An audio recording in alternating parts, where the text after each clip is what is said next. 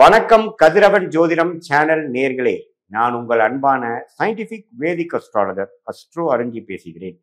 நல்லது நினைப்போம், நல்லதே நடக்கும். இப்போ பார்த்தீங்கன்னா அடுத்த 120 நாட்கள், அதாவது செப்டம்பர் 1ஆம் தேதியிலிருந்து டிசம்பர் 31, 2025 வரைக்கும் கன்னி ராசிக்காரர்களுக்கு எத்தகைய ஒரு பலாபலன்கள் நிறைந்த ஒரு காலகட்டமாக இருக்க போகிறதுங்கிறது நம்ம சயின்டிபிக் வேதிக் அஸ்ட்ராலஜி முறையில் துல்லியமாக பார்க்க போகிறோம். இப்போ பாருங்க, ஆண்டு கிரகம் என்று சொல்லப்படுகிற சனி சந்திரனையே பார்க்கிறார். ஸோ கண்டக சனி என்று சொல்லப்படுகிற அந்த 7ஆம் வீட்டில் இருக்கக்கூடிய சனி ராசியை பார்ப்பது வேலையில் வாழ்க்கையில் பண்ணக்கூடிய ஆக்டிவிட்டீஸில் அதிகமான ஒரு ஸ்திரத்தன்மை, வாழ்க்கை கொஞ்சம் சீரியஸ் ஆகக்கூடிய விஷயங்கள், நம்ம பழகக்கூடியவர்களிடையே கொஞ்சம் பார்த்து பண்ண வேண்டிய அமைப்புகள், இது எல்லாமே வருது. So next level of development நோக்கி கன்னிராசிக்காரங்க போகிறாங்க. இதுவரை குரு பார்வை இருந்து சனி பார்வை விலகி இருந்தது. இப்போ சனி பார்வை பெற்று குரு பார்வை வரும் பொழுது, குரு பார்வை விலகும் பொழுது வாழ்க்கை இன்னும் கொஞ்சம் சீரியஸாக போகிறது. அடுத்த லெவல் ஆஃப் டெவலப்மெண்ட் பிளானிங்குள்ளே போகிறோம்.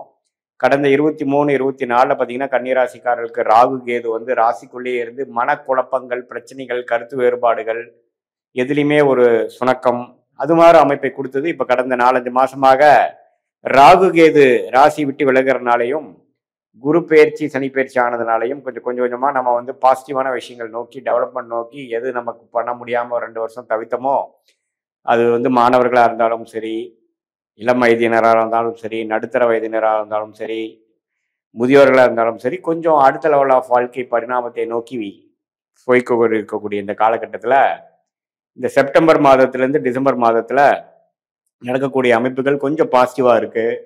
ராகு 6ஆம் இடத்தில், கேது 12ஆம் இடத்தில் இருக்கார். ராகு குரு பார்வை பெறுகிறார்.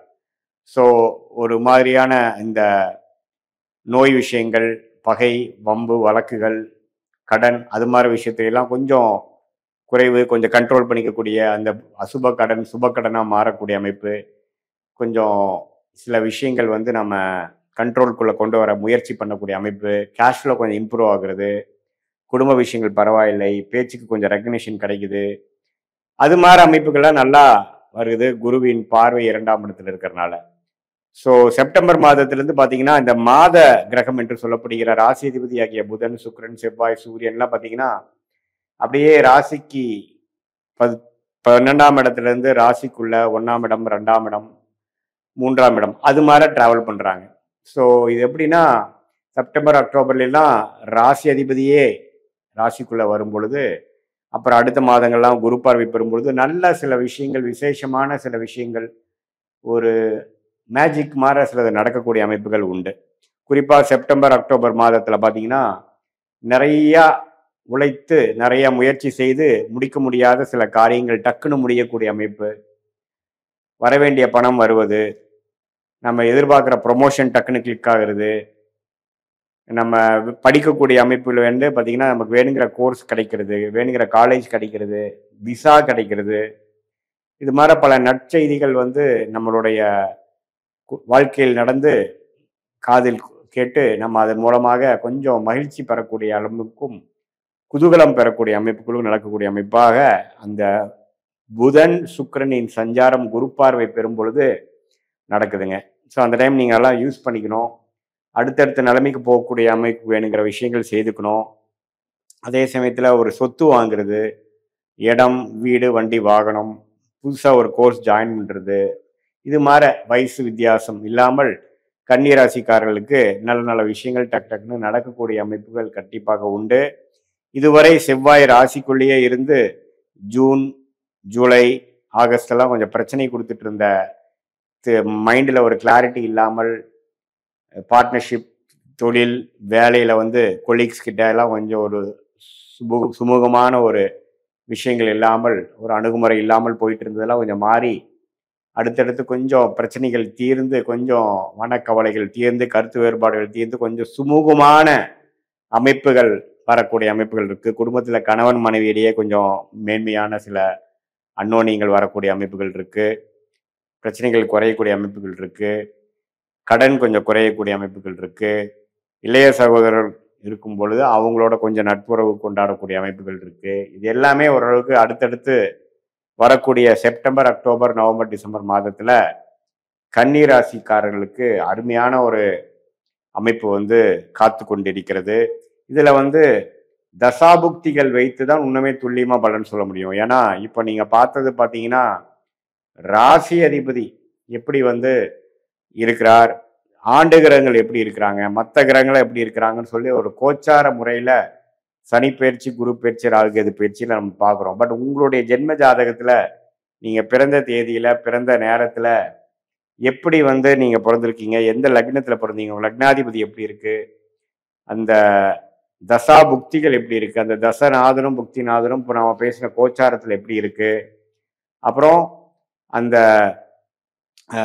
தசநாதனோட ஸ்தான பலம், திக்பலம், திருக்பலம் எப்படி இருக்கு, புக்திநாதனோட அமைப்புகள் எப்படி இருக்கு, அது உங்களோட லக்னத்துக்கு எந்த ஆதிபத்தியத்தை குறிக்குது, எது மாதிரி விஷயங்கள் நல்ல ஒரு அமைப்பா ராஜயோக திசைகளா போகுதா அல்லது வரக்கூடாத திசைகளாக வருகிறதா, இது எல்லாம் ஒருங்கிணைத்து பார்க்கணும். பட் மேலோட்டமா பார்க்கும் பொழுது ஆண்டு கிரகத்தின் சஞ்சாரம் வந்து ஓரளவுக்கு பரவாயில்லை. ஏன்னா குரு 10ல சனி 7ங்கிறப்போ நிறைய ஆக்டிவிட்டி வாழ்க்கையில நடக்குது. அடுத்தடுத்து நீங்க வந்து ஏதோ விஷயம் செய்வதற்காகவும் யாரையோ மீட் பண்றது, ஒரு ஒரு விஷயத்தை செய்து முடித்து அடுத்த லெவல் போக ட்ரை பண்றது, அபிவிருத்தி பண்ண ட்ரை பண்றது, ஒரு விஷயத்தை ட்ரை பண்றது, அட்டம் பண்றது, ஒரு இடத்த விட்டு ஒரு இடம் மாறுவது, மார்க்கெட்டிங் பண்றது, படிக்கிறவங்க பார்த்தீங்கன்னா புதுசு புதுசா விஷயங்கள் வந்து தேடுதல், பிஹெச்டி பண்றவங்க பார்த்தீங்கன்னா அதுக்கு வேணுங்கிற விஷயங்களை இறங்குறது, அதே மாதிரி இம்போர்ட் எக்ஸ்போர்ட் பண்ணிட்டு இருக்கிறவங்க புது கான்டாக்ட்ஸ் மூலமா ஒரு விஷயம் ஒரு கன்சைன்மெண்ட் ட்ரை பண்றது, இது மாதிரி புதிய புதிய முயற்சிகள் வந்து மேற்கொள்ளக்கூடிய அமைப்புகள் வந்து கட்டாயம் கொடுக்குது. இதுல வந்து